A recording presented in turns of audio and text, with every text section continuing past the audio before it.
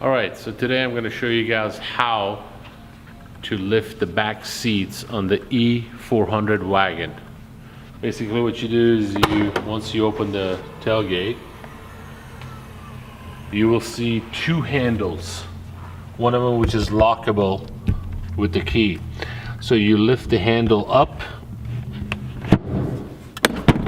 which sets the chair's backing, and then you lift the second seat, which is the bottom portion.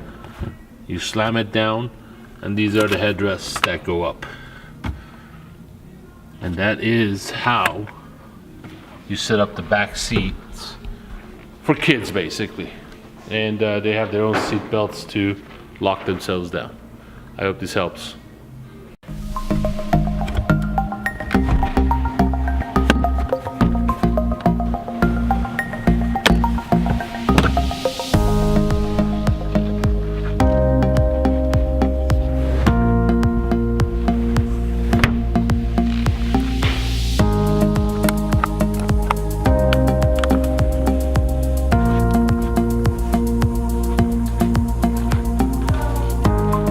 Kendall, let's start something great.